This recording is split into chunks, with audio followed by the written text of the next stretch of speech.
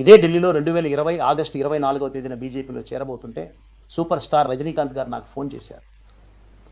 నాకు ఆయనకు మధ్య స్నేహం నేను పదవి నుండి వచ్చాక ఏర్పడింది. ఆయనతో చాలా మాట్లాడుతాను.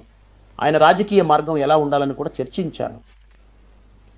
అప్పుడు సూపర్ స్టార్ గారు నేను బీజేపీలో చేరడానికి ఒక రోజు ముందు ఆగస్టు 24వ తేదీన ఢిల్లీ నుండి వచ్చి తన ఉద్యమంలో చేరమని విజ్ఞప్తి చేసినప్పుడు నా ముందు 3 విషయాలు ఉండేవి.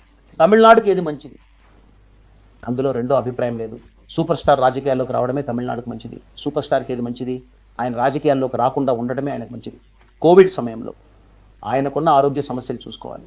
ముందు ఆయన ఆరోగ్యంగా సంతోషంగా ఉండాలి.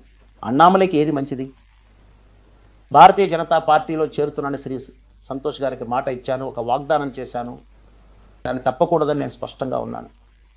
కాబట్టి ఇక్కడ 3 సంఘర్షణలు ఉన్నప్పుడు నేను పార్టీలో చేరడానికి ఒక రోజు ముందే పూర్తి సంఘర్షణ.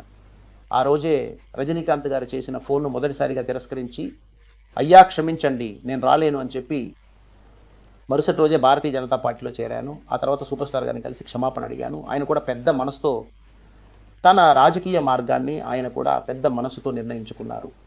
ఇది ఎందుకు చెబుతున్నానంటే కొన్ని ఊహాగానాలకు ముగింపు పలకాలని మాత్రమే చెబుతున్నాను, వేరే కారణం లేదు.